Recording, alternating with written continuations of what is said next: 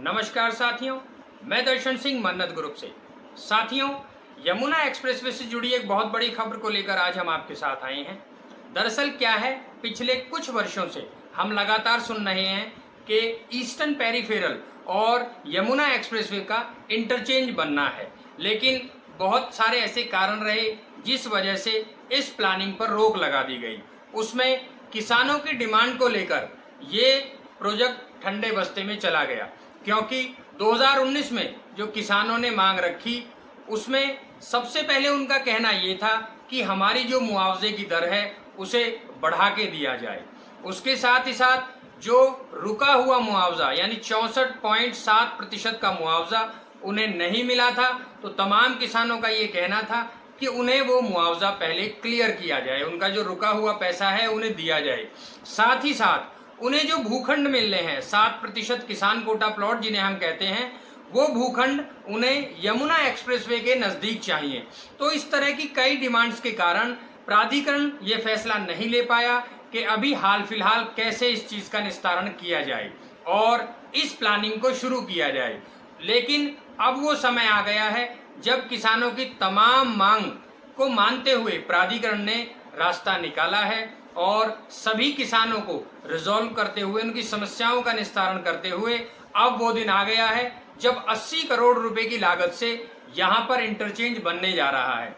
इस इंटरचेंज का सीधा सीधा फायदा यहाँ 3 राज्यों को होगा। अगर बात करें हम यूपी, दिल्ली और हरियाणा, ये तीनों ऐसे स्टेट हैं जिन्हें बनने के बाद सीधा सीधा इस इंटरचेंज का फायदा होगा, क्योंकि इस अभी हाल फिलहाल की बात करें, अगर आप ईस्टर्न पेरिफेरल से आते हैं तो आपको यमुना एक्सप्रेसवे तक पहुंचने के लिए लगभग 20 किलोमीटर का सफर करना होता है, क्योंकि पेरिफेरल का जो इंटरचेंज है वहां से उस दूरी तक पहुंचने के लिए आपको 20 किलोमीटर चलना होगा, तब जाके आप यमुना एक्सप्रेसवे पर पहुंचेंगे।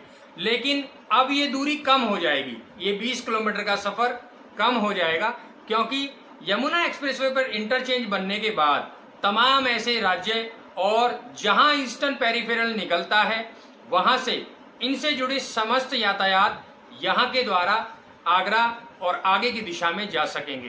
तो प्राधिकरण ने तमाम ऐसी डिमांड्स का फैसला रखते हुए पहले किसानों की मांग को माना है, उन्हें 64.7% मुआवजा देने के लिए शुरुआत कर दी है और 350 ऐसे किसान जिनके 7% भूखंड मिलने हैं, उनकी वो मांग कि उन्हें ताज एक्सप्रेसवे यानी यमुना एक्सप्रेसवे के पास अपने भूखंड चाहिए, उसके लिए भी जमीन चिन्हित कर ली है और 77 एकड़ इतनी जमीन है, 77 एकड़ भूमि को चिन्हित कर लिया गया है, जिसमें 350 किसानों को 7% के प्लॉट भी जल्द दिए जाएंगे।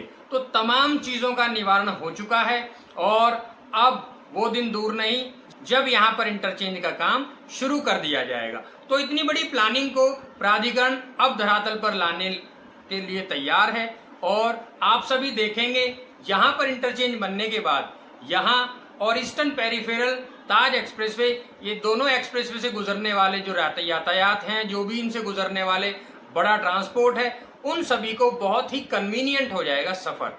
तो आप सभी इस तरह की आए दिन नई प्लानिंग इस क्षेत्र में सुनते रहते हैं, क्योंकि इन चीजों को बताने का हमारा पर्पज ये है कि यहाँ के जो निवेशक हैं उनको इन चीजों की जानकारी होना बहुत जरूरी है। दरअसल क्या है कि कुछ निवेशक यहाँ निवेश करने का मन बनाते हैं, लेकिन ऐसे भी निवेशक हैं जिन्होंने यहाँ निवेश किया था, लेकिन कुछ समय से पहले ही बहुत सारी चीजों को देखते हुए वो यहाँ से अपनी चीज यानी प्रॉपर्टी को सेल आउट कर चुके हैं, यहाँ का निवेश कहीं और कर चुके हैं। तो इस तरह की चीजें हुई, लेकिन जो निवेशक रुका रहा, डटा रहा, उन्हें आज उनके सब्र का बहुत अच्छा फल मिल रहा है। तो आप सभी अगर आप निवेश करने का मन बना रहे हैं तो ये बहुत अच्छा और गोल्डन टाइम है आपके लिए।